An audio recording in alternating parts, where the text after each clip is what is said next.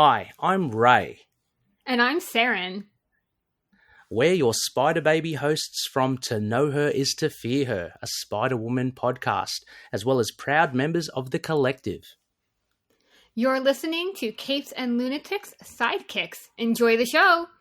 Hi, this is Phil, and I'm here to make sure you know all about the Capes and Lunatics Patreon. Don't miss out on all new episodes of Wade's World, Boob Windows and Long Boxes, our Hard R movie reviews, and so much more, all completely uncensored. Access starts for as little as $1 a month, full videos when you pledge $3 a month. Check us out at the link in all of our show notes, or just go straight to patreon.com/capesandlunatics. Hope to see you there. This is Luca Perich, and you're listening to the Capes and Lunatics Sidekicks podcast. Hey, what about our Comic Capers podcast? What about us? Ugh. Oh man, if we're going to be doing this every other month, I should get with our music guy and be like, hey, I need a 90s X-Men cover. That's right, kids. We told you it was coming, and here it is. Comic Capers, every month, Flasher, X-Men, with some fun stuff dropped every so often in between, but... like for clicks and views. That's right, kids, because we are, well, should I say the word? Anyway, I am Phil. Joining me as always, it is... It's little Hellfire. Jubilee's number one fan. Number two. I'm sure there's some creepy guy out there that is her number one fan. I can almost guarantee it. Who likes young Asian girls? Okay. And I'm not talking about, Oh. Mia Farrow's ex-husband. Oh, yeah. Well, yeah. All right, so, like I said, I stuck it in, Lilith Hellfire. Hey-o! Hey-o! She thought she was done, but we have one more part of Atlantis Attacks. We're going to travel back in time to the beginning, cover X-Men Annual 13. But deep breath. Deep breath. We're almost through it, guys. You must be a fun date. Anyway, yes, but also, I threw it on the schedule because there is a Jubilee story in here, and Miss Hellfire requested some Jubilee stories this month, so... Justice for Jubilee, July. Yay! Hey, like I said, except for, I think 2 episodes this year, yeah, the rest of the year will be either Flash or X-Men, and there's... including a crossover or 2 with a certain young Australian lad, and the brains behind his operation. Spider Babies! Finally! I love that man.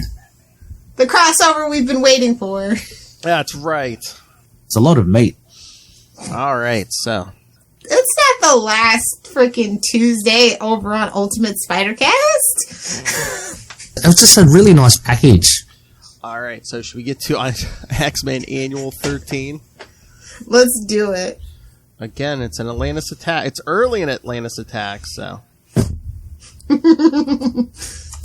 All right, so here's a brief description of this story. The Serpent Society has taken on a job for Gahar and Lyra, remember them, to acquire some mystical items. Diamondback tries to steal something from the mysterious Mr. Jip. As punishment, he switches her and Dazzler's consciousnesses. Not Dazzler! The X-Men try to set them... Oh, no. Stuck me in an aging disco queen in the late 80s? What? The X-Men try to set things right again, but instead of being transported to Mr. Jip's place, they are sent to 3 different locales where the X-Men battle the members of the Serpent Society for the magical trinkets. Hey-o. The family jewels? No, wait, never mind. Whoa! The family jewels. You know what those are, kids, right? Couple of balls down the gob. Wait, no. Reading this reminded me of the meme about how many women Wolverine has actually slept with, and we definitely need to do one of those on Long Boxes and Boob Windows. The midi lovers of Wolverine. But again, too, it's like, a lot of guys are big womanizers, Matt Murdock. But he's 5'3". That's what I'm saying. He's bagging premium swag at 5'3". But also, too, how old is he, too? Damn. Burn. I'm just saying, he's had a lot of time to, Burn. So you're saying he could have been a 40-year-old virgin, and he's just trying to make up for lost time? That's what you're saying? And not to call anyone out here on the podcast, but there are some freaks who you'll see a guy kill a bunch of guys and be like, "Ooh, that turns me on." Are we talking about Charlie? No. We're doing me now? He doesn't it doesn't turn him on to see people die. He's helping strippers' kids with their math homework. Come on. So true, so true. Our Charlie's a good lad. I kid. We all know he's talking about me. It's fine. Charlie. Allegedly. Satire and parody. That's what we do here. Pirates, art. In each case, the X-Men win, but Longshot... We're not talking Marauders, Phil. Jeez, get it together. What? Marauders. You know, X-Men as pirates. Oh, yeah. The X-Men win, but Longshot becomes lost in an avalanche. Avalanche of what? Hey-oh! I think we found our word of the day. What, avalanche? Boing. That's always the word of the day. The X-Men are transported back to Mr. Jip, who returns Diamondback and Dazzler to their right bodies and returns Longshot to them in exchange for the trinkets. However, Diamondback and Sidewinder pull a fast one on him and steal the trinkets for Gahar and Lyra, unaware what horrors the Lemurians plan to unleash with them. Alright, Lil, what did you think? First note is the artwork. I don't know if it's because I read this digitally. Same. But boy, it's rough. It is angular. It looked like Steven Splatt drew this. I'm just saying. I mean, it's angular and those boobs scare me. Ah, nice. Those boobs scare me. But the story is pretty fast-paced, and, you know, sexy ladies. You can never go wrong with a bunch of sexy ladies. A little body swap, some double cross. Haha. Get it? I know. But, I don't know. I mean, again, you're going to be like, oh, you're that nerd. But it's like, I don't know. I didn't like, the Serpent Society really wasn't written well here. Maybe some just used the... It never is? Well, no, I was going to say, in Grunwald's Captain America, they were written a little better, especially... I wouldn't know. I don't know what that is. I know, but especially Diamondback. Yeah. Well, yeah, but, you know, sexy ladies got to be sexy ladies when it comes to the X-Men. That is the one consistent... I know. Misogynist thread throughout all of X-Men. But it's like, I think by this point, she has a huge crush on Captain America, but meanwhile she swaps. I mean, I guess she's just starting trouble. She's trying to sleep with Wolverine in the beginning while she's stuck in Dazzler's body. Awkward. I bet you it's the ladies list in the Marvel Universe. It's like, Scott Summers is way down there at the bottom. Wolverine's like in the middle, and Captain America, of course, is at the top. So... You know, that's just gotta mark your list off, that's all. That's not what we mean by hardest bones, kids. Are you sure? Hey-o. Remember, they weren't always made of adamantium. I'm just saying, used to be made of wood, according to some continuities. Bones, Lilith, not wood. But no, I mean, the art and everything, I mean, the whole thing's probably just weird, because it is like a fill-in team, because it's written by Terry Austin, because it wasn't Claremont still writing X-Men, so it's not the regular writer, artist Mike Vosberg, so yeah. Like, no shade, it's just obviously not what we're accustomed to. X-Men is top-tier, premium, right up there with X-Men, Spider-Man at this time, so it's like, it's a shock.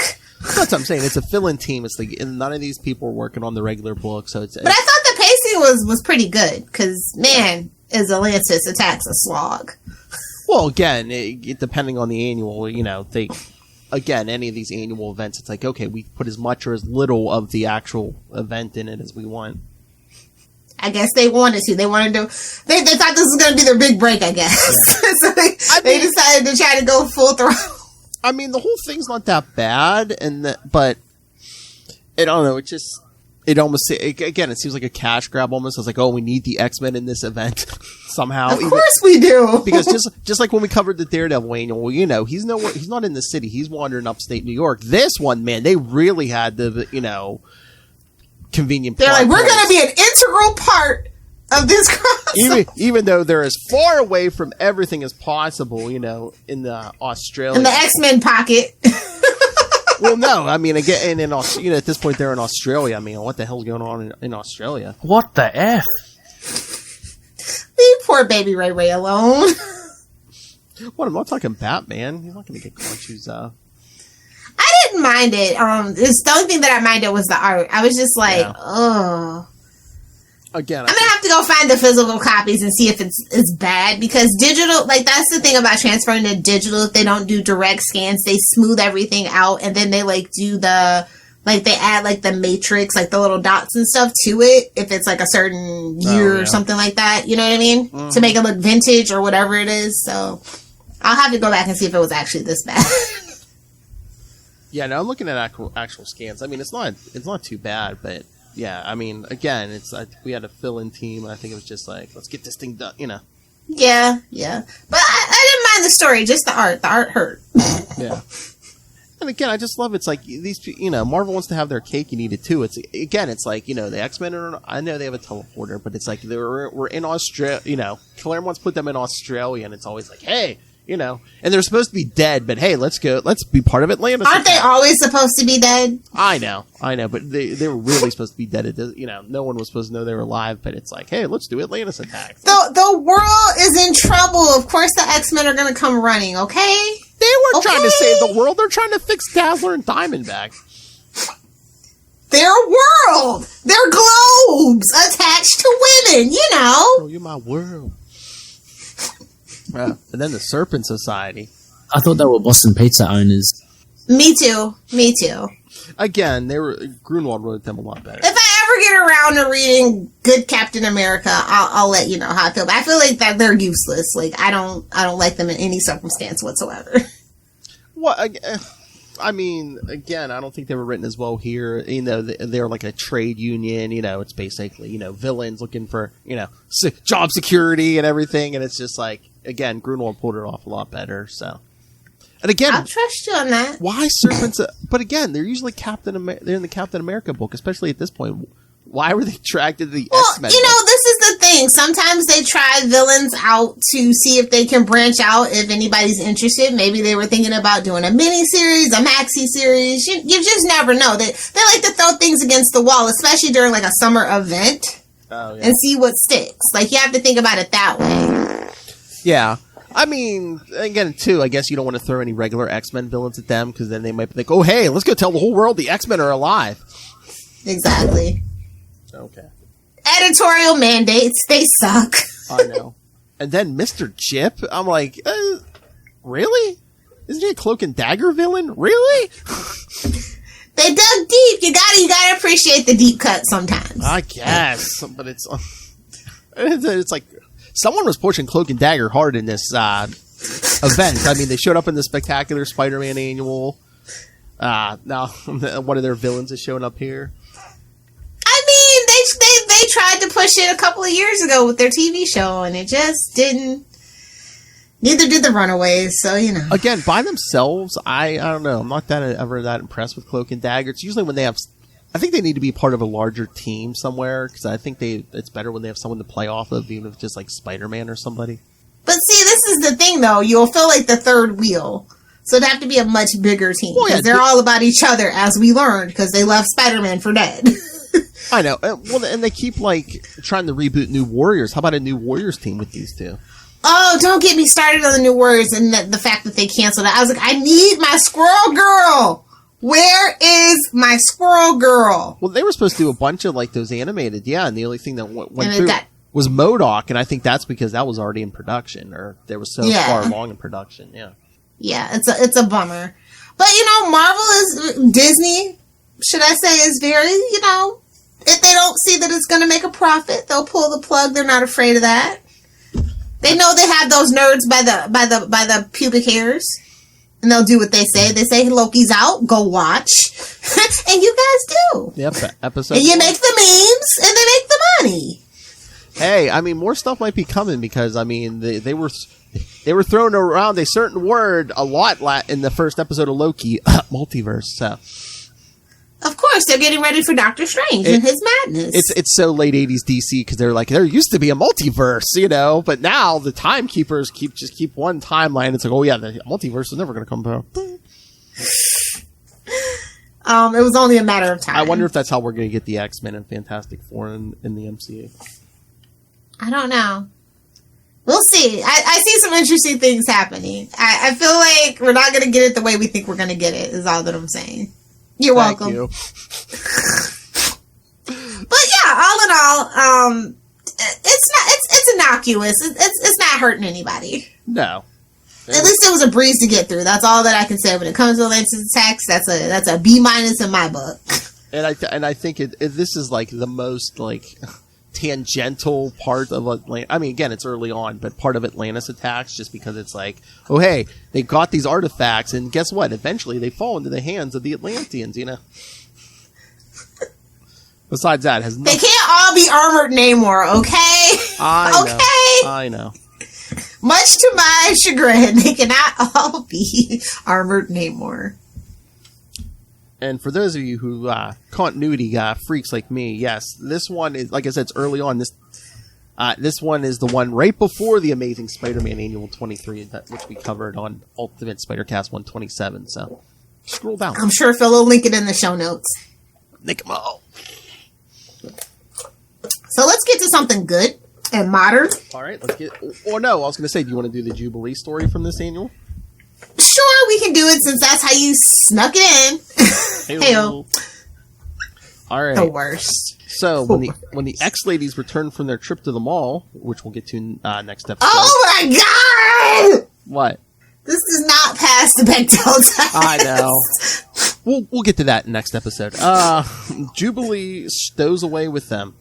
With Gateway's help, she makes herself a home in the Outback complex with none of the X-Men the wiser. One day, while bathing in the underground lake, Jubilee is attacked by a robot dog. Terrified, she unleashes her power at it and realizes that far more than just sparkles, her power can destroy things. My baby girl is growing up. Oh yeah, this is a very early appearance because this story takes place like right after her first issue. Jubilation Day. Oh my god, look at these haircuts. Look at these dresses. Again, it's 1989, love. Oh, this one was actually written by a woman. Ooh. Sally. Well, it was the 80s. She had to fit in. I won't judge. You do what you got to do to pay your bills. Sally Passion. Sally Pushkal, yeah. Has she written anything else? That name's not familiar to me. I feel like she's more indie. Okay. And Jim Fern penciler. But again, man, I think sometimes some of these annuals, it's like it is like a chance to like try out like some new talent and stuff, and like even like Terry Austin writing the first story, maybe they had him just like kept him on deck in case like Claremont ever just like went nuts and like disappeared or something. They had to get rid of Claremont. Yeah, I mean, yeah, this is the only thing I can see for Marvel that she did, but I think she writes like regular prose novels. Okay. You win some, you lose some. Comics are hard to write. I'm not gonna lie. Oh yeah, just listen to our talks with DG Chichester. There you go. That's my boy. There's the segue I was looking for. And even like Kevin Smith, he's like it's totally different. Well, Kevin Smith has poor time management. Well, so yeah, smoked. If you laid off exactly. Although I do that, and I have ADHD, so that's different. That calms her down. Exactly, that helps me go to sleep. That helps her stay on task.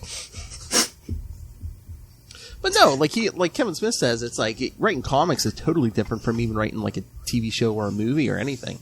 It's actually way more collaborative and personal with your artist and stuff, and it's different. It's a total different vibe for sure. Well, yeah, because even just like filming something, it's like you can only do so many. It's like, hey, you're filming a person. There's only so many angles you can, and so many things you can do with a person. A comic, it's like, hey, sky's the limit. The writer, and I think that is actually what makes it so hard, is that the fact that the reason that the sky's the limit, barring a few editorial mandates. Oh yeah, but I'm just saying. I mean, you don't have to worry about special effects budget or anything. I mean, you want a giant like alien armada there, draw it in. Any kind of cosmic, just draw it in.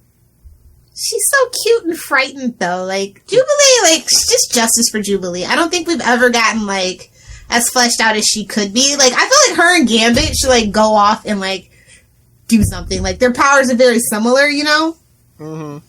Not really, but visually. Because Gambit's got the whole kinetic energy thing, but... There's an X-Team book I want, people. Marvel. Gambit, Rogue, Jubilee, Storm. As their adopted kids. Yeah, well, team leader Storm. What else can we throw in there?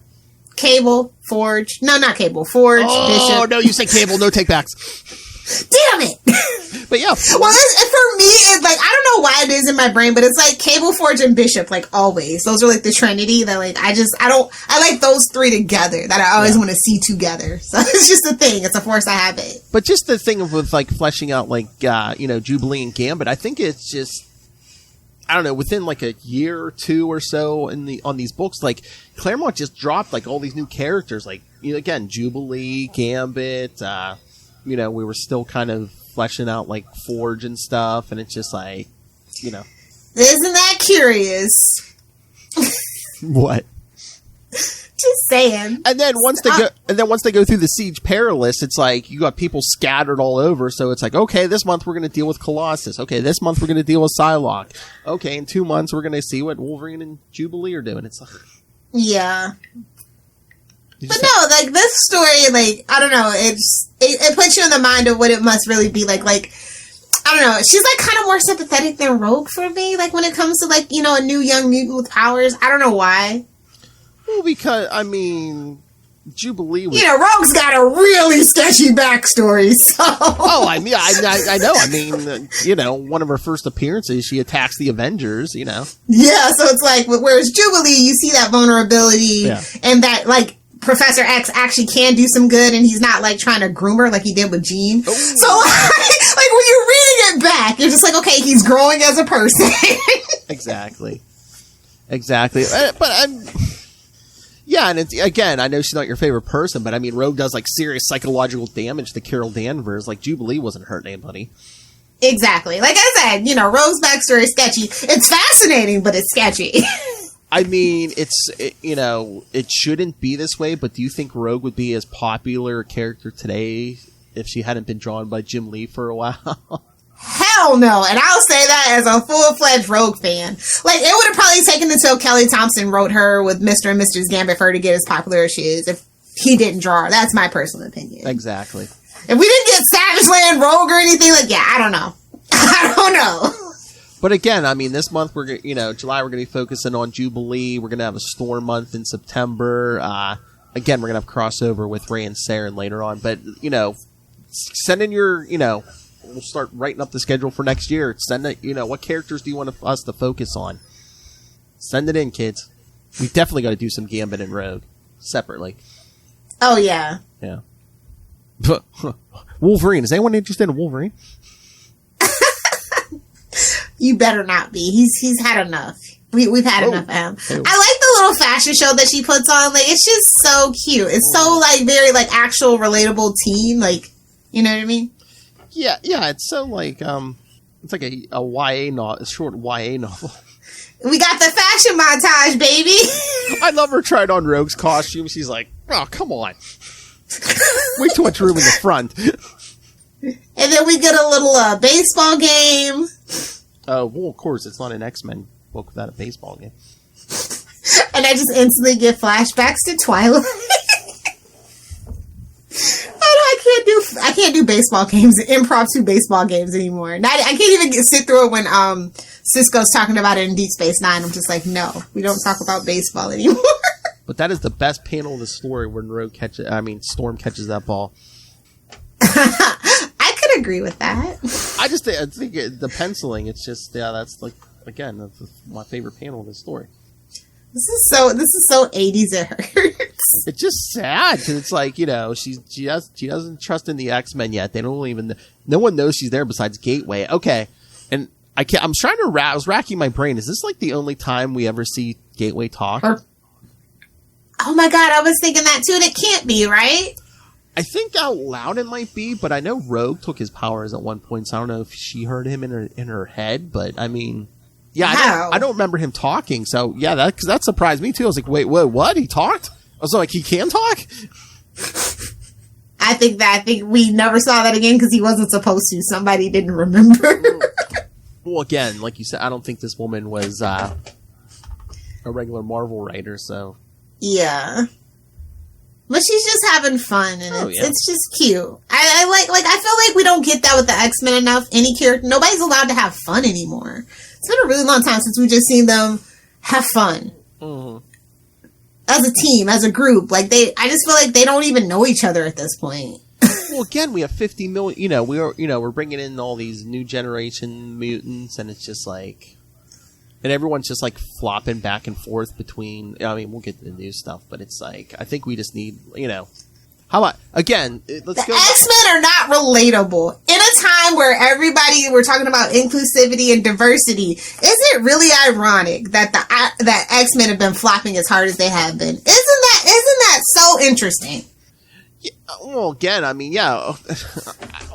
current books, it's like, are we really still doing inclusivity? Because it's like, again, it's like, we're not. That's what I'm saying. Like that was the bread and butter of X-Men for a very long time, and we lost that plot thread a long time ago. Well, since House of X and stuff, yeah. But even before that, these books have been so. I'm not saying the books have never been dark, even in the 90s, but at least you had some fun with it. Yeah, it's been like that whole Claremont reunification of the lore that flopped. Can we all just be honest? I'd rather read Marauders than a main X-Men book. That's crazy. I know. Again, we need to. Well, there's like 16 different. Again, yes, and two, it's like, get them off the island, get them back in the mansion. We need two teams. Can we just pretend like it was a dream or something? I don't mind at this point. It seems like Marvel and DC are figuring out that, they need to deal with us old nerds. No one knew's coming in, so it's we're the only ones with money at this point. Exactly. So again, let's go back to the Gen Z is going to be living in our basement forever, so we were doing it a few years ago. Let's do it again. Two teams, blue and gold. Okay. Yes, that was actually the best it's been in a while. But again, if you want to do try to. And no more. Can we put a moratorium on the Phoenix Force for a decade? Thank you. Well, it's in the Avengers book now, which, oh my god. I didn't stutter. I know. Nobody gets to use it. A decade. Well, that was my point. I'm like, how special was it whenever, like I said, it's like Charlie Sheen. It's been inside everyone at this point. Only it's not winning and it's not full of tiger blood. I know. I feel so old making that joke, but it's fine. Yeah. I like the Jubilee story. I like it better, obviously, than Atlantis Attacks. Yeah.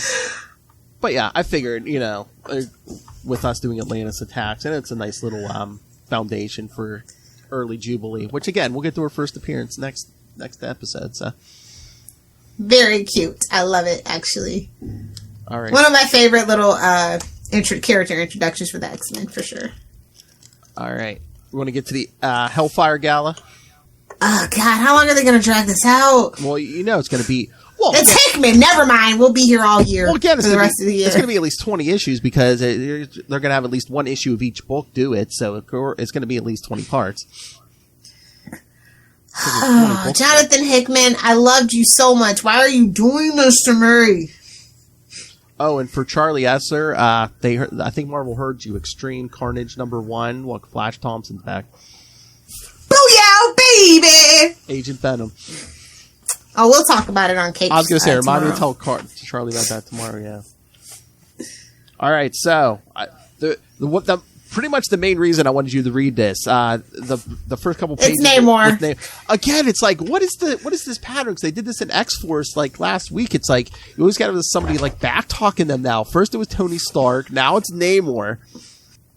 It's a formula. It works, apparently, so don't judge them too harshly. Oh, my God. But some of the outfits some of these mutants are wearing, why is Magneto dressed like the dude from Monopoly? Because he's classier than anybody, okay? He's that guy. Oh, it's a fancy man. He is. Or he pretends to be. Yes, Russell, we know. Magneto thoughts for Tomes of Evil. We know. Kids. Right on time. He was just waiting. He was just lurking in the shadows. Magneto? I know. I've been on a big X-Men kick for the first time in decades. Yeah, I think was it on Twitter? I saw he just read Powers of X and House of X and liked it. I'm so sorry. That wasn't bad, but then everything that came out towards the end, Like, where it feels clearly like he didn't know what he was doing. He bit off more than he could chew. And that's why we're dealing with what we're dealing with. 20 different books, yeah. Yeah. I thought the point was unification and not to have so many X books, but maybe I'm crazy. Yeah, I have no idea. But Namor... I love the artwork in this, though. The Namor panels especially. Oh, cool. Oh, yes. We know you love the Namor panels. But no, I mean, it's funny, too. They're like, oh, you could join our council. He's like, be one of a group of members ruling an island, or give up my 70% of the planet. Let me think about that.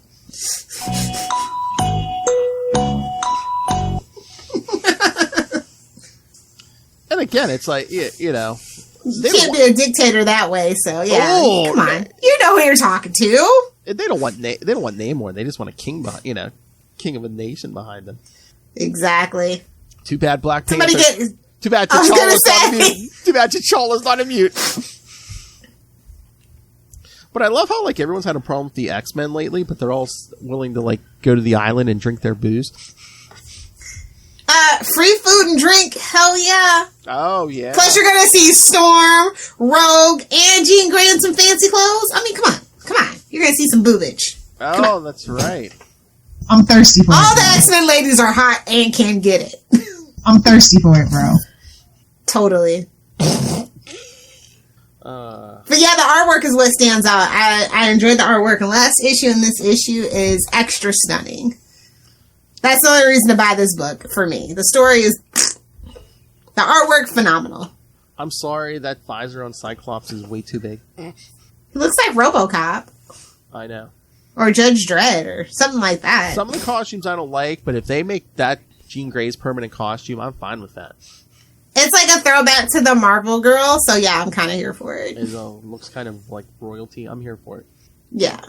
Okay. You see the little touches. I know she's probably added at the last minute because she's the one the readers voted in, but is Polaris just wearing smoke? Green smoke? I mean, That's what it looks like. If I could get away with it, I would. Oh, what the Hunger Games is going on here? Trust me, kids. Lilith has tried to wear green smoke. Smoke to doobie. It's purple and it's hazy. Thank you very much. I hope none of you children got that reference, because if you did, shame on you. Wait till you see the artwork I do for this episode. Did you see any of the variant covers for this? Yes. Did you see the Rogue one? It looks like a magazine cover. Yeah. I gotta go back and get some variants for sure. Oh, they got her. Gotta hope eBay doesn't rob me. They got her.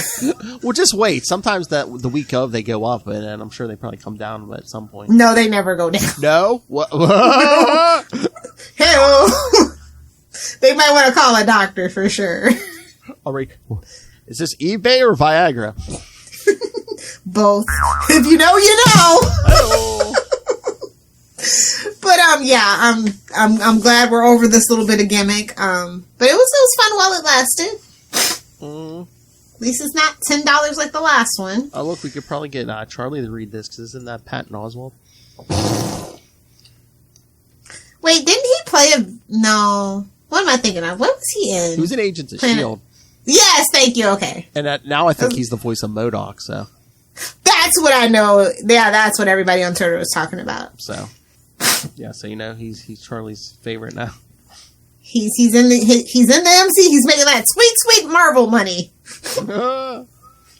Oh my lord! Talking about. Oh, so apparently they cast Namor and nobody likes him. I am not on Twitter anymore, so Twitter throws a hate party they pick a person every day that they don't like, and they get on a hate train. So. I did see that. I wasn't familiar with the actor, so. Yeah, me neither. So I'm just like, oh, okay. I mean. Oh well, yeah. They need some kind of gimmick, because. At least it's not Jason Momoa. What's for Black Panther 2? Since we don't. For Black Panther 2, yeah. Since we don't have a Black Panther. But that's a classic rivalry, though, and royalty versus royalty. How to run a country and how not to run a country. Yeah. Tenoch. And Tenoch. He's not going to be there. Who Huerta? Yeah, I didn't know this guy from Adam. It says he was in Narcos, Mexico. I don't know this guy from Adam, but good for him for making some sweet, sweet Marvel money. Yeah, I guess it's that. It's an interesting choice. It's an interesting choice for sure. I guess they said he was already reported to be the villain of the movie, but then someone's like, "Oh yeah, he's gonna be Namor." Yeah, he is. He's gonna be Namor. Namor's not a villain. He's a misunderstood anti-hero. Speaking of Under the Sea, did you see over at DC 5G is marching on because I told you guys this. Like, why are you surprised? I literally said, well, 5G has just changed its name. Like, they don't want to say that it's 5G because they got rid of Dan DiDio and they would have to give him more money because it was his idea, so they had to finesse it and change it. I told you guys this already. Oh, I thought they were like, oh no, we're not going to do it now, but then they're slowly sneaking. They just retooled it and had to call it something else. Yeah. We need the money. Gimme. And quietly, there's another bloodbath going on with the executives. So yeah. Oh yeah. The one guy quit after 20 years or something. Yeah, he wasn't the first. He's not going to be the last. So Nope. it's getting crazy. But yeah. You thought Polaris was bad. Look what Emma Frost is wearing. No, Polaris wasn't bad at all. She was perfect. And Emma Frost is going to be Emma Frost. She's the baddest. She's the coldest. Get it? Oh, I get it. No cleavage, but basically just the... Nothing left to the imagination, though. Fabric just down the front and back. Nothing on the sides. Talk about your long boxes and boob windows. Oh, that has to be a boob windows and long box. Emma Frost. Absolutely. Without a doubt. To quote Mozzie Mansour, without a doubt. I know. She's dressed like a dominatrix most of her career. Yeah, we're going to have to cover it. Yeah. But no, I like this book. It was fun. It was pretty. It was most importantly, it was pretty. Did we need this for the plot? No. Did we need a breather, a palate cleanser? Hell yes. And I think that captured it perfectly. So. Well, and two, we had to introduce the new X-Men team. We didn't have to. Well, nobody asked for that. Nobody wants that. But here we are, changing up the guard, quote unquote, again. What? How many times are we going to do this? Oh, that's right. So they realize if it ain't broke, don't fix it. Oh, that's right. If we do want to talk this again tomorrow, yeah, get Charlie Esser. And not only does Patton Oswalt show up, Kevin Feige shows up in this issue too. Self-indulgent, but it's fine. Is that just them saying, "Oh, hey, Mr. Feige, when you include the X-Men in the MCU, give us a call. We have ideas." He has his own ideas, I'm sure. Oh, I'm sure. But no, I don't know if that X-Force and then this one are just set up for next week is Planet-Size X-Men. Yeah, probably. From one gimmick to the next, that's how we're gonna get money from the X-Men fans. That's what we're doing. Oh yeah. Remember when it used to be a powerhouse and they could afford to be in their own universe in their own pocket? Oh yeah. I kind of miss those days. I remember when everyone was like that. X-Men were in their own pocket. Spider-Man was in his own pocket, pretty much. Avengers, yeah. Fantastic Four, yeah. Well, yeah, the Fantastic Four do pretty good guest starring roles, though. That is one thing I can say. I don't think there's one guest star that they've been in that I'm like, ew, why did they do that? As a team. Yeah. Separately and individually, I don't know, there's some questionable things. Well, I know every so often if Spider-Man or somebody needs help, it's like, hey, I need help with some science. He either goes to Reed, again, black costume. Yeah. That makes sense. But yeah, I don't know what we're going to do with modern day X-Men. They need to realize that, hey man, 1992 was the best it ever was going to be. You know what? That's what we need to cover X-Men #1. Didn't we? I don't think we did. We were going to. I don't think we did. Maybe in January we'll cover all the #1s, but oh, that would be sweet. Yes, let's do that. Yeah, the original from 1963, and then X-Men #1. What was that, 90 or 92? Is that still the highest selling comic ever? It's supposed to be. Okay. I don't know if we just for inflation though. It might or might not be. If it's not, it's definitely in the top 3 or something. Yeah. Yeah. And then they went bankrupt. Well, the industry went bankrupt. Well, I'm just saying, DC still has the rights to Superman, so that's one thing you can't say. Well, Batman, sure. Well, Batman, that's a whole different issue. That's from the 60s. Who would have ever thought? Okay, so yes, according to the most recent, the best-selling American single-issue comic of all time was X-Men #1, which was published in 1991 and has since sold almost 8.2 million copies. And #2, from the same year, Marvel X-Force #1. Ew. Meanwhile, I have an X-Force shirt on right now. Yeah, I know. Oh, I hate them, but they're all over my chest. Hell. I like original X-Force. I don't like new X-Force. I know. Yeah, I mean, it's derivative, okay? Ever since like the mid 2000s, it's like Wolverine's personal strike force. It's like, yeah, they don't know what they're doing, but I like original X-Force. They're good. With Cable. Yes, I like Cable. I just don't like new Cable. I know. Well, they don't know what to do with him. Well, Kid Cable got on my damn nerves. Well, don't worry. In another month or two, he's gone, and they're bringing back Old Man Cable. Old Man Cable. And I think he's going to space. Oh Lord! For the last annihilation. They can't hear you scream in space. You know, he's probably going to interact with the Guardians of the Galaxy, Quasar, and that fancy man dropout, Dr. Doom. Sounds like a good time if you ask me. All right, Lil Hellfire. Anything else on the X-Men or Jubilee? No, definitely looking forward to doing a little Jubilee exploration. I just need modern X-Men to get it together. Can we just pretend like that whole thing didn't happen and just go? Let's just go back to 1992. That's all I'm saying. Again, 2 teams, and it's like, every once in a while someone from another book can slide through, but how about just keeping everyone in their own lane, We got to get back to basics. This is so outlandish and so far removed from the X-Men that we know and love. It's a very hard pill to swallow. There's too many moving parts. Again, 2 regular X-Men teams, maybe do an X-Force, X-Factor. I mean, isn't that what minis and maxis are for? I feel like that whole island thing could have been a maxi. It did not need to be in the actual ongoing. Changed my mind. Could have been a giant what if miniseries. Oh God! What if? What if Professor X was competent? Well, again, I mean, they're doing those what if miniseries now, and again, what if he didn't deny Storm her goddess powers? What if? Hashtag still bitter. But yeah, I mean, they're pushing on that what if, because I swear Spider-Man Spider Shadow is only supposed to be 3 issues. Now I think it's up to 5 issues. Okay, I'm not losing my mind. I was like, I thought they said... Unless I read wrong, I thought it was only supposed to be 3, but yeah, now it's like, I opened 3 this week, and it was like 3 of 5. I was like, whoa, okay. Or maybe we just assumed it was 3, because... Well, 5 is the new magic number for some random reason. Yeah. But I would like to see the numbers on, we need to find the numbers for, X-Men Legends. I want to see how well that's selling. Not as good as Batman Urban Legends, but you ain't heard that from me. Yeah, but I just want to see if it's selling better than the regular X-Men books now. I wouldn't be surprised. It's not hard to do. Well, it's 90s. Yeah, it's like 90s. Yeah. So, yeah. Go on Diamond. I'm sure they've got some misinformation on there. Oh, hell. You didn't hear that from me either, but just ask your comic book guy. He'll tell you. True. All right. We're ready to wrap this up? Give the kids their homework?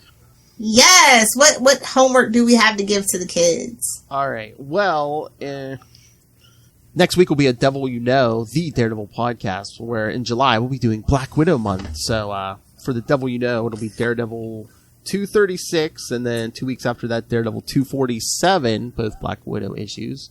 But for Comic Capers, in 2 weeks, Uncanny X-Men 244, the first appearance of Jubilee, and 251 and 252. Woohoo! Yeah! And so we actually get a third this month, Lil Hellfire. So Uncanny... So they wind up the month for Comic Capers. Uncanny X-Men 261 and 268. Oh, so close! 268 with another Black Widow appearance! But it's Jubilee. I like Black Widow. I just don't like MCU Black Widow. I know, but Jubilee's in all this. So. I know. And she's like, oh, I know. So it should be for fun time. All right, kids. So, hey, Hey, Russell, you want feedback? Gotta grease the wheels with some feedback. All right. Oh, he's greased enough of the wheels. Give us a break. How about you, Ray? It's not like this is Batman. You can send some feedback. Come on, 90s kid. I know you love the 90s stuff. But grease the wheels, kids. Email us, capesandlunatics@gmail.com or call the voicemail 614-382-2737. That's 614-38-CAPES. 38 capes! I love, you know what? Just when I don't believe in myself, it's just when I see I embarrass you. You know how hard it is to embarrass little Hellfire kids, and I can do it, so. That's my superpower. Anyway, so yes, follow Comic Capers on Facebook, Twitter. Find links to all the various social medias for all of our various shows. Links to this YouTube. See Lilith Hellfire blush. Links to the Patreon, as you heard in the ad in the beginning of this episode, where I could not sound more corny. Yes, Uncensored Wade's. Hey, like the X Universe, Uncensored Wade's World, kids. Boob windows and long boxes. We'll get some X content there. Talk about your Domino and Diamondback. Hello. Hard R movie reviews. Once we get the band together. Howard Stern is what's up on the chopping block for this newest one coming up. Hey now. Anyway. Body parts. That's right. Anyway, so find links to all of that, links to merch, stay hydrated, links to everything all in one place. That's Linktree, linktr.ee/capesandlunatics. And please check out everything Southgate Media Group. Go directly to southgatemediagroup.com, and after you're done checking out our Patreon, go check out the Southgate Media Group Patreon. There's lots of free content there, like shows from everyone on the network, plus get a little extra uncensored when you pay, kids. So, what is this, OnlyFans? That's right, kids. Check out Uncensored Rob Southgate This Week in Geek. Oh, please! We all know we show up for Martha and Molly, you know. Oh, please! We all know that. Oh, please! If you could see that the private thread. Facebook thread of This Week in Geek, you'd think it was OnlyFans the way they talk. The way Rob talks, holy crap. I love how we're worried about him canceling us. Jeez. Anyway, so yes, go check that out. And please go check out Pod Life the book, now in digital paperback. Audiobook, supposedly it's coming. Hey-o. Hey-o. So yes, learn about the ins and outs of podcasting from the experts and third best Southgate himself. Robert Southgate. And when you go on Amazon to buy anything and everything like Lilith does, including Pod Life the book, use the link for Southgate Media Group right down there in the show notes. That's right, Lil. Help us support this show, the network, and that fancy man ready to throw his own online gala, Rob Master Doom Southgate. Make it rain, so says Master Doom. What did you say? Please kick me in the pants. Somebody get jobs. Why did your eye drift over to my pocket? Mark my words. All right, Lilith Hellfire, where can people talk to you online about Jubilee? If you love Jubilee, find me on Twitter at Lilith Hellfire. Sometimes I tweet legends when I remember. You can find me on Instagram at Lilith Hellfire69, and of course on TikTok, making all the comments at Lilith Hellfire69. Shut up and just lay there. I mean, this isn't what Jean Grey says to Scott at all. Hey-o. Wow. Don't worry, that's the dog. I was gonna say the dog's ripping the room apart. Gotta make room. Yeah, he's gotta evacuate his bowels. So, on that note. All right, kids. Thank you for joining us. Again, in 1 week, Daredevil 236 on the WNOD Daredevil podcast. And in 2 weeks, Uncanny X-Men 244, 251, and 252 for more Jubilee. July. It's gonna be fireworks in July. Get it, kids? Oh, get out! Jubilee sounds like July. Oh, you're the one who's picked Jubilee for July. All right, kids. Come back next week.